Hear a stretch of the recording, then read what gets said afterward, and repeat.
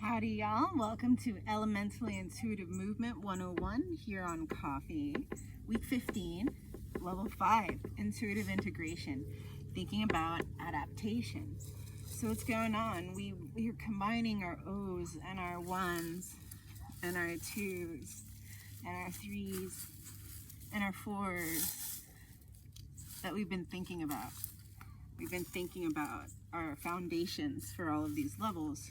And as we've been thinking about all of these different foundations, as we've been practicing these different levels, focusing initially on just one aspect of it and then mixing it up. Starting with that stable base so that we adapt to what is a good position to support our knees as we're moving through space, practicing supporting our backs with the hip hinge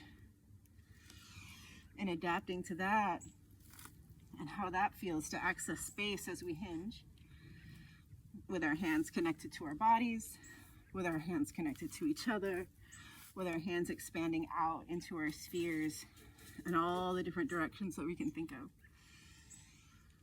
And then we added in movement, picking up our feet, and that changed the dynamics. We adapted to that, we adapt to our space and our environment. I had to adapt to my environment to where I can shoot. There's a lot of wind today. Not a lot, but enough to make it challenging. And I move enough on these levels that I want a bit more even ground than what I get where I usually can shoot, where there isn't wind. It's a bright day, so I've got a lot of light and shadow to work with. But that's okay. Here we are. I'm still doing my aim. I'm adapting to what I've got to work with and continuing my practice,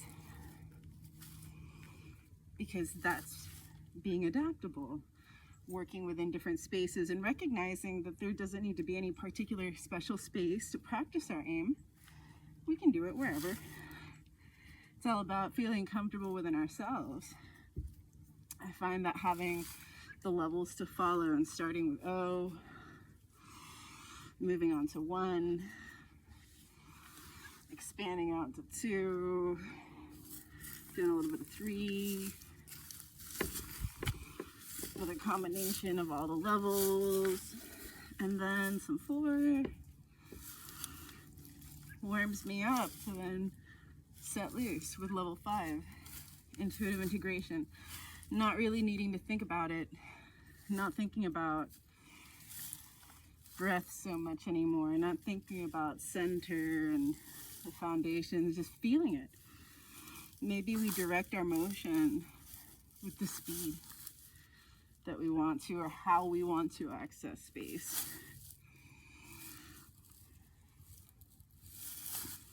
But aside from that, we witness. And that's an adaptation too. We're adapting to the practice of witnessing what we're feeling in our bodies, noticing our autopilots in effect.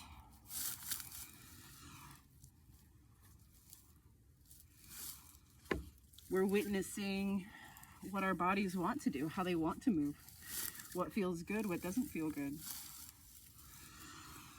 Practicing being aware as we mobilize and explore these routes of motion and find new destinations to visit that maybe we want to pause at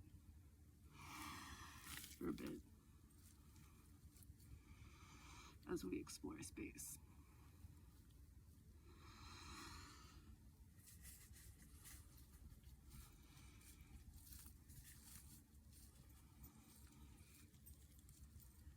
And that adds variety to our practice.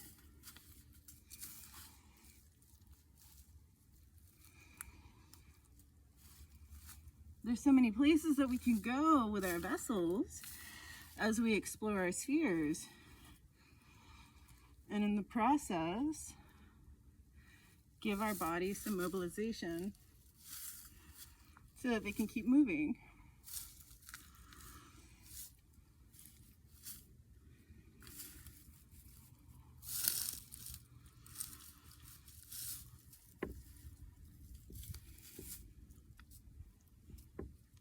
Maintaining it as a daily practice is another aspect of adaptation. So we're adapting to choosing to dedicate time to a deliberate practice that trains us to focus on our breath, to hold ourselves upright, to support our backs, using our hip hinge mechanism to support our knee joint mechanisms with foot position, conscious foot position. And in the process of doing that, train our bodies to move more effectively through space. By choosing to change up our environments, we stay adaptable because we learn to adapt to wherever we may be and continuing to practice our aim regardless what our limitations may be. I have something right next to me. So there's only so far that I can go to one side, but that's fine. We learn to work within our parameters. We learn to work within the boundaries that we have. And doing what we can within those boundaries and parameters. That's part of adaptation and being adaptable.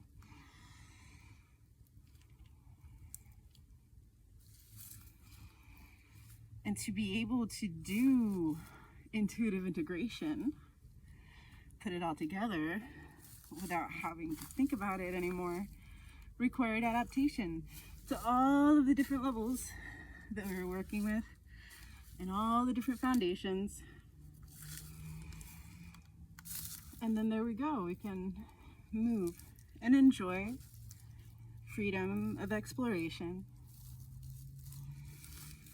knowing that the process that we're doing, we're helping to support our bodies, we're helping to support our mobility, our strength, our awareness. Not only are we in tune with our bodies, we're also in tune with our greater environment. Intuitive integration, we're practicing paying attention to our vessels as well as our greater environments at the same time. That also requires adaptation. It's a lot of information to take in and process. The more we practice it, the better we get. AIM is a safe way to be able to practice that while mobilizing our bodies.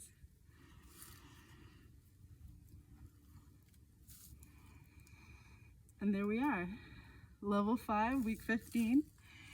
Elementally Intuitive Movement 101 here on Coffee.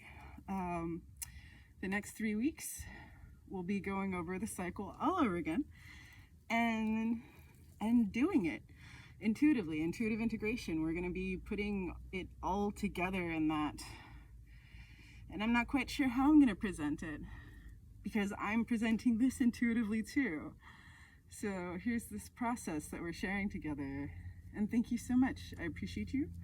I appreciate this growth. I appreciate the challenge of making myself do even when I don't feel like doing. And recognizing that when I do it, I feel better because I feel capable. And I'm glad that I did. That's practice. That takes practice. The more we practice, the better we get at it. See y'all next time.